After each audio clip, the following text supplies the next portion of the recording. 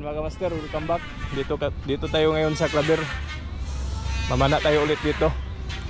Sana mamaya maraming isda para marami tayong mahuli. Ayan o. Napagaganda ng dagat. Doon sa amin, malalaki yung alon. Kaya lipat bakod muna tayo. Dalawa lang kami ni Dudong. Bira. Bira-bira taon niya. What's up mga kamaster? Nandito na tayo sa tubig. Bali, tatlo pala kami. Kasama natin si Sir.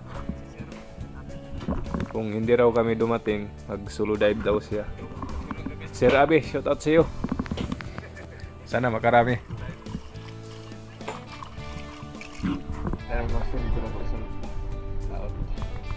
Sana makarami. Sawad yung kami. Let's go. Tapos dito mga kamaster, meron tayong nakitang isang uri ng lapu-lapu. Ayun, umalis. Hinayaan muna natin kasi medyo maliit pa. Tapos dito meron tayong nakitang isang katambak.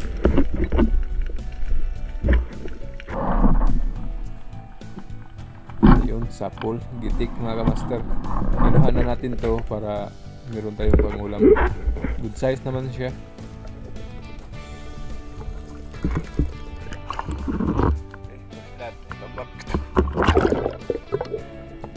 Tapos dito mga kamaster, nakatira tayo ng adlo. At ito may isda, kaya yun sa pool. At may kasama mga kamaster, kaya tirahin na natin to, baka tirahin pa ng iba. Ayan o, sa pool, kirig-kirig.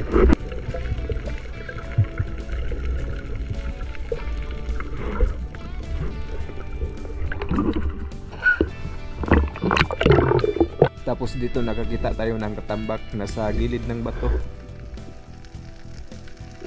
Ayun, sa pool mga kamaster, gitik.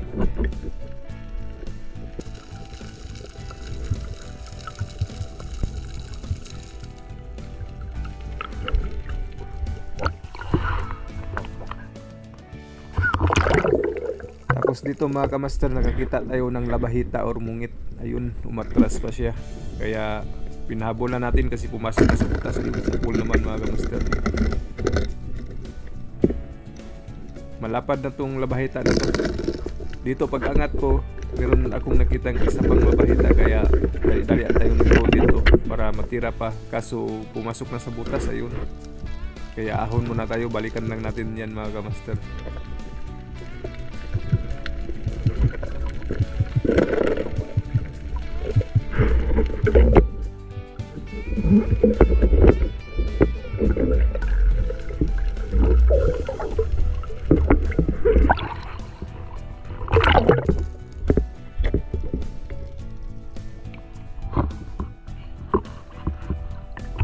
Tapos yun mga kamaster, natira ko na yung labahita. Kaso pag angat ko sa taas, nakabunot pa siya, nakabitaw. Kaya tinawag ko si Dudong.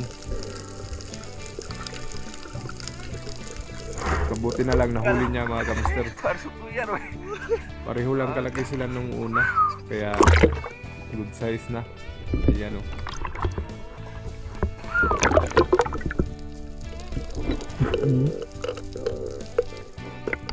Tapos dito nakakita naman tayo ng katambak.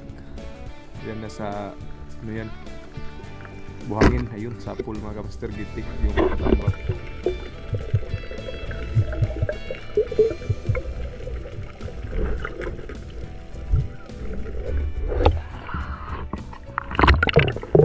Tapos dito mga kamaster, meron tayong nakitang cuttlefish. Medyo maliit pa kaya sinubukan kong dakmain. Pero ayun, lumayo. Kaya sayang hindi natin nahuli. At dito mga kamaster, danggit naman yung tinira natin. Ayun, sa pool. At may kasama sa unahan kaya hindi na tayo umahon. Patay kang danggit ka.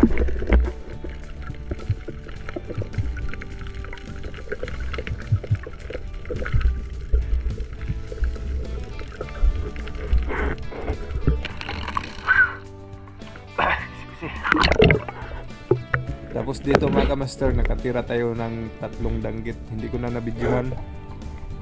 Isang tira lang yan mga kamaster, triple, kaya goods kayo. Tapos dito meron tayong nakitang danggit, ayan o. Marami sila kaso isa lang yung malaki, kaya ito lang yung kunin natin. Maliit pa yung iba mga kamaster, yan o, malapad na sa pool. Tapos dito nakakita tayo ng sumsuma, yung kirig-kirig mga kamaster. Tapos ayan,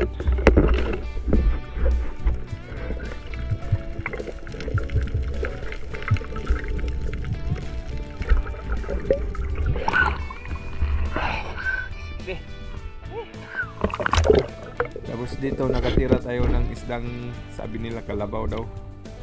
Ayan o, masarap to sa pang inihaw. Hindi ko na nakuha ng camera doon sa ilalim ng butas kasi pumasok na, no? Dali-dali natin pagtira para mahuli natin. Masarap to mga kamaster, mataba. Tapos dito nakatira tayo ng lipti. Yun, patay kang lipti ka. Tapos may isda sa unahan kaya hindi muna ako mahon. Ayun, sa pool naman. Kahit nakaharang yung lipti sa unahan, no? Sa dulo ng pana, na tamaan pa rin natin yung isang isda. At ito mga kamaster, nakatira tayo ng lipti rin. Lipti na itim. Pumasok siya sa butas, hindi ko na na-on yung camera.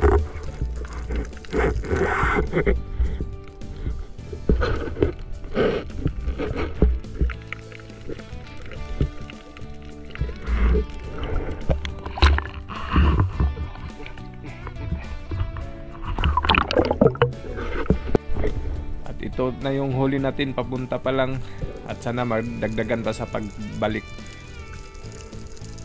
Yan, medyo marami na. Tapos dito nakakita tayo ng lipti naman mga kamaster. Ayun sa pool, kirig-kirig yung lipti.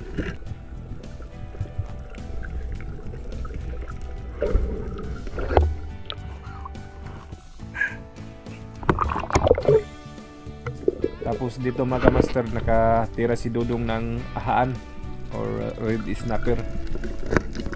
Kaya sinikan shot natin para ma-secure yung isda. Unang tira ko ayun, sala, hindi tinamaan. Kaya yung pangalawa yun sa pool sa mata.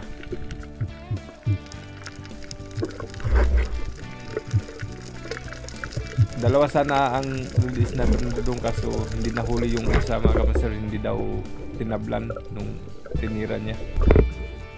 Kaya ito, nahuli yung isa.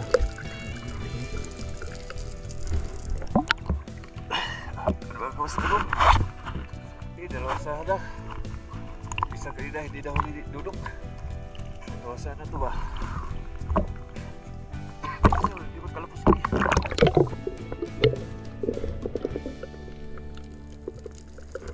Tapos yan na mga kamaster yung huli natin. Medyo marami na rin, no? Hindi ko na nakuhaan ng camera yung ibang isda kasi pabalik-balik lang din naman, mga danggit. Walang, kunti lang yung mamaw natin. Ayan yung ibang isda, good size lang, kaya hindi ko na kinuha na ng camera. Ayos na rin mga kamaster. Isang lipa tayo dito sa spot namin dito sa Clavera. Ayan.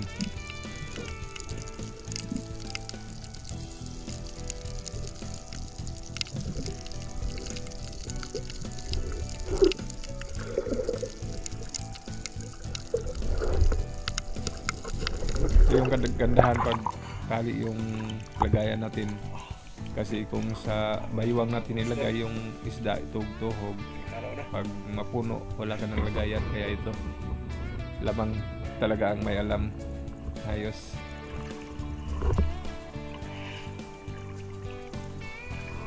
Ayan, medyo mabigat rin, no?